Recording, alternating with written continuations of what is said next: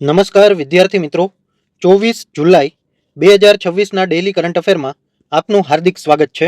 મિત્રો છેલ્લે સુધી જોડાયેલા રહેજો, જેથી કરીને અગત્યનો એક પણ ટોપિક આપનાથી મિસ ન થઈ જાય. Question number 1. હાલમાં દુનિયાનો પહેલો commercial nuclear powered satellite BOHR કોણે લોન્ચ કર્યો? તો સાચો જવાબ આવશે મિત્રો ઓપ્શન સી, સ્પેસ એક્સ. હવે મિત્રો 7 જુલાઈ 2026ના રોજ સ્પેસ એક્સના ફાલ્કન 9 દ્વારા BOHR એટલે કે બેટા વોલ્ટેઇક ઓર્બિટલ હાઈ રિલાયબિલિટી ઉપગ્રહનું પ્રક્ષેપણ કર્યું. સિટી લેબ્સ ફ્લોરિડા USA દ્વારા વિકસિત BOHR વિશ્વનો પ્રથમ વ્યાવસાયિક રીતે નિર્મિત પરમાણુ શક્તિ આધારિત ઉપગ્રહ છે. પ્રક્ષેપણ ટ્રાન્સપોર્ટર 17 મિશન હેઠળ વેન્ડનબર્ગ સ્પેસ ફોર્સ બેઝ કેલિફોર્નિયા પરથી કરવામાં આવ્યું. ઉપગ્રહમાં નેનો ટીટીયમ બેટા વોલ્ટેઇક ટેકનોલોજીનો ઉપયોગ થાય છે, જે ટ્રિટિયમના રેડિયોધર્મી ક્ષયની ઉત્પન્ન બીટા કણોની વીજળી બનાવે છે. BOHR કોઈ પરમાણુ રિએક્ટર નથી. મુખ્ય કામગીરી માટે સોનાર પેનલ અને પરીક્ષણ માટે ટ્રિટિયમ ન્યુક્લિયર બેટરી વપરાય છે. આનો મુખ્ય હેતુ ખાનગી પરમાણુ ઉર્જા સ્ત્રોતોની અવકાશમાં સલામતી અને વિશ્વસનીયતા ચકાસવા તથા ભવિષ્યના ચંદ્ર અને ડીપ સ્પેસ મિશન માટે ટેકનોલોજી વિકસાવવાનો છે. હવે મિત્રો ક્વેશ્ચન નંબર 2. 15 જુલાઈથી ભારતનો વ્યાપક આર્થિક અને વ્યાપાર કરાર CETA કયા દેશ સાથે લાગુ થયો?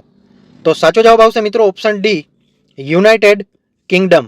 હવે મિત્રો 15 જુલાઈ 2026થી ભારત UK CETA અને DCC કરારો અમલમાં આવ્યા.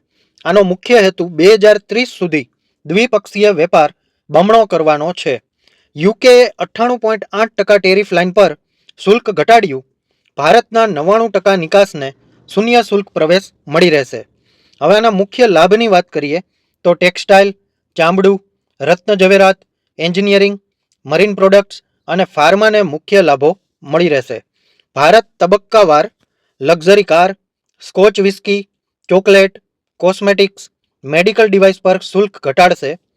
ડેરી, અનાજ, કઠોળ, સફરજન, સ્માર્ટફોન, સોનાની બાર એને સુરક્ષા આપવામાં આવશે. સરકારી ખરીદીની વાત કરીએ તો ભારત $114 અબજ અને યુકે 90 અબજ બજાર ખુલ્લું મૂકશે. DCCની વાત કરીએ તો યુકેમાં ભારતીય વ્યવસાયિકોને 5 વર્ષ સુધી ડબલ સોશિયલ સિક્યોરિટી યોગદાનમાંથી મુક્તિ આપવામાં આવશે.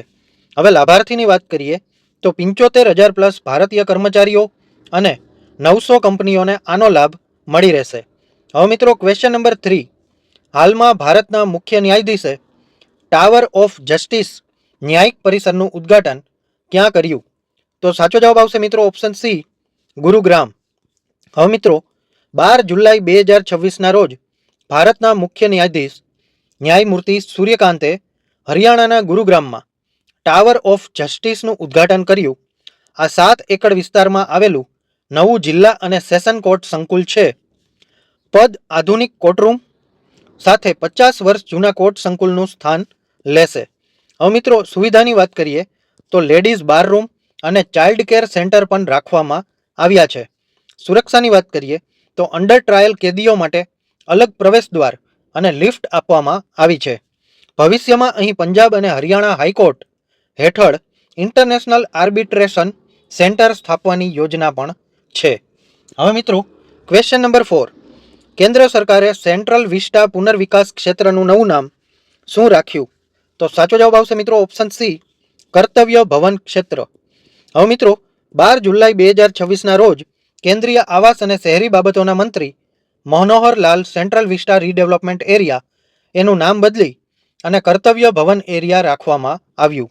હવે સરકારી દસ્તાવેજોમાં સેન્ટ્રલ વિસ્ટા શબ્દનો ઉપયોગ નહીં થાય. આનો મુખ્ય હેતુ વસાહતી યુગની ઓળખ દૂર કરી કર્તવ્ય અને લોકશાહી મૂલ્યોને પ્રોત્સાહન આપવાનું છે. આ વિસ્તારમાં નવી મંત્રાલય ઇમારતો, ભાવિ માળખાકીય સુવિધાઓ અને કેન્દ્રીય સમારંભ માર્ગનો સમાવેશ કરવામાં આવ્યો છે. હવે મિત્રો સંબંધિત નામ પરિવર્તનની વાત કરીએ તો રાજપથ હવે કર્તવ્ય પથથી ઓળખાય છે. કોમન સેન્ટ્રલ સેક્રેટરીએટની 10 નવી ઇમારતો કર્તવ્ય ભવન્સથી ઓળખાશે. PMO કેબિનેટ સેક્રેટરીએટ અને NSAના નવા સંકુલનું નામ સેવાતીર્થ રાખવામાં આવ્યું છે. હવે મિત્રો ક્વેશ્ચન નંબર 5. ભારત ટેક્સ 2026 એનું આયોજન ક્યાં શરૂ થયું? તો સાચો જવાબ આવશે મિત્રો ઓપ્શન ડી, નવી દિલ્હી.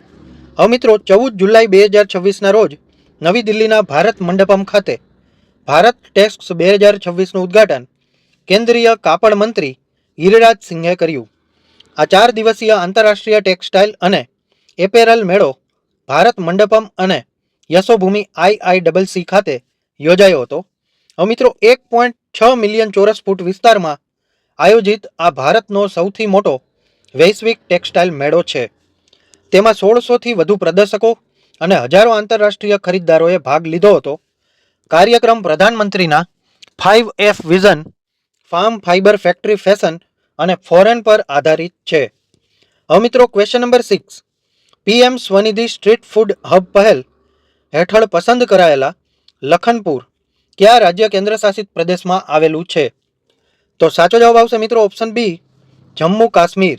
હવે મિત્રો જમ્મુ કાશ્મીરના કઠુઆ જિલ્લાના લખનપુરને PM સ્વનિધિ યોજના હેઠળ પ્રથમ તબક્કામાં સ્ટ્રીટ ફૂડ હબ તરીકે પસંદ કરવામાં આવ્યું.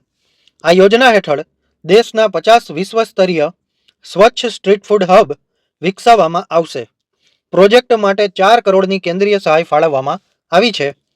હબ 1754 ચોરસ મીટર વિસ્તારમાં 2 માર્કેટ ક્લસ્ટરમાં વિકસાવવામાં આવશે. આનો મુખ્ય હેતુ વૈષ્ણોદેવી અને અમરનાથ યાત્રાળુઓને સ્વચ્છ ભોજન સુવિધા આપવી અને ડોગરા વાનગીઓ લખનપુર દે ભલ્લેને પ્રોત્સાહન આપવામાં આવશે. લખનપુર પંજાબના પઠાણકોટથી જમ્મુ કાશ્મીરનું પ્રવેશદ્વાર તરીકે ઓળખાય છે. હવે મિત્રો ક્વેશ્ચન નંબર 7, ફોર્ચ્યુન ઇન્ડિયા MPWનો પહેલો પુરસ્કાર કોને આપવામાં આવ્યો? તો સાચો જવાબ આવશે મિત્રો ઓપ્શન બી, નીતા અંબાણી.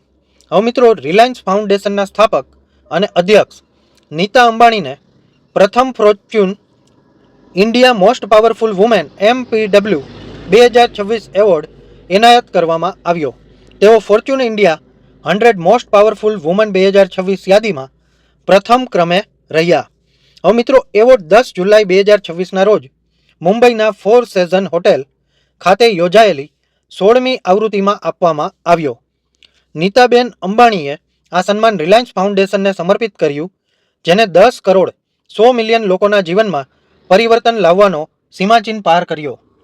તેમની પુત્રી ઈશા અંબાણી પિરામલને પણ ટોપ 100 મોસ્ટ પાવરફુલ વુમેન 2026 યાદીમાં સ્થાન આપવામાં આવ્યું છે.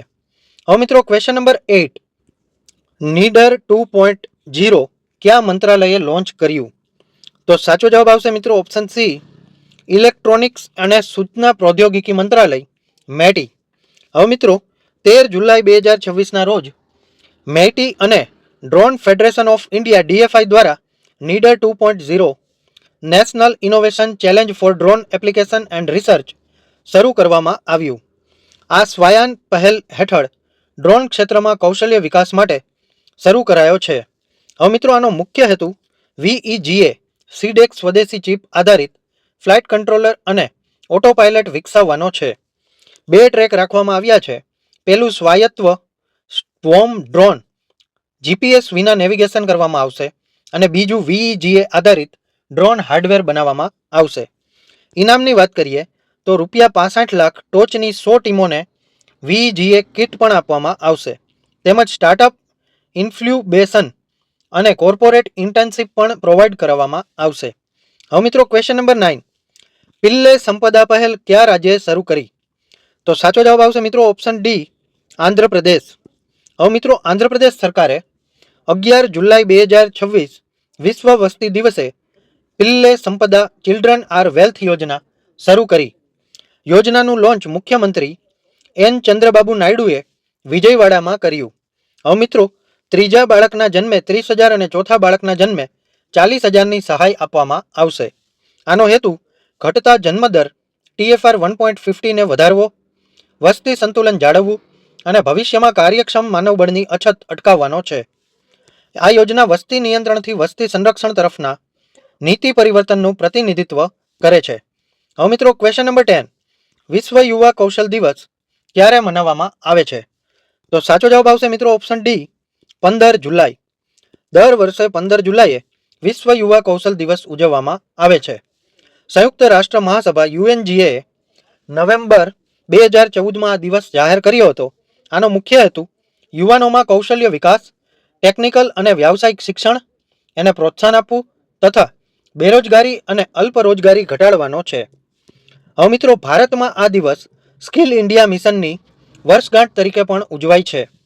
સ્કિલ ઇન્ડિયા મિશનની શરૂઆત 15 જુલાઈ 2015ના રોજ કરવામાં આવી હતી. હવે મિત્રો, આ વિડીયો જોઈ તમારા નોલેજમાં વધારો થયો હોય તો વિડીયોને એક લાઇક જરૂરથી આપી દેજો. તમે કઈ એક્ઝામની તૈયારી કરો છો એ કમેન્ટ કરી અને જણાવી દેજો. તમારા મિત્રો કોઈ તૈયારી કરતા હોય તો એમના વિડીયો અચૂકથી શેર કરી દેજો.